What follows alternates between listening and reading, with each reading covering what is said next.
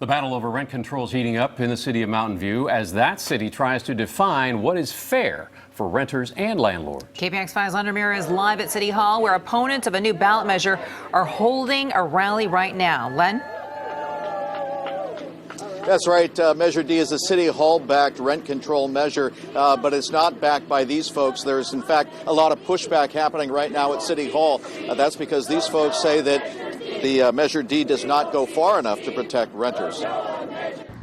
One thing just about everyone in Mountain View can agree on is that people are struggling. Many are living in RVs, and high rents are a big reason why. Higher rents are driving essential people out of our community. But the battle is over how to fix the problem. City Hall is backing Measure D, what it calls reasonable rent control. It would limit rent increases to 4% a year. Harris Shiffman is a renter and just cast his early voting ballot in favor of Measure D. On balance, it seems like it's going to do the best job for me and not do excessive damage to the people who own the properties. Measure D is also backed by landlords in the California Apartment Association, which said, quote, Measure D seeks to protect renters, encourage investment in the community's housing units, and ensure a good quality of life for all residents. But renters like Carol and Charrow call Measure D terrible. Every year that I've been here, our landlords have raised our rent by the exact amount permitted by the current rent control. So I have no doubt that if 4% is permitted, they'll raise it 4% every single year. Part of the opposition is that the city's current rent control law is tied to the Consumer Price Index, which averages about 3% a year.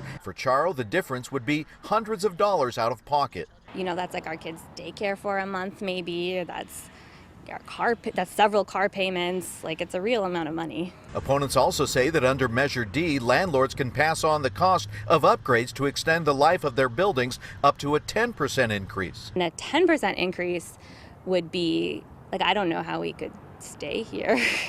Shiffman says he doesn't want to pay 4% either, but sees Measure D as a way to steady the market and create more housing. Just holding the line on prices is not going to be enough, because we're just not building anything. And these folks will be heading into City Hall next to bring their protest to the City Council, which is the author of Measure D. That will be decided by the voters next month on Election Day. Reporting live in Mountain View, Len Ramirez, KPIX 5.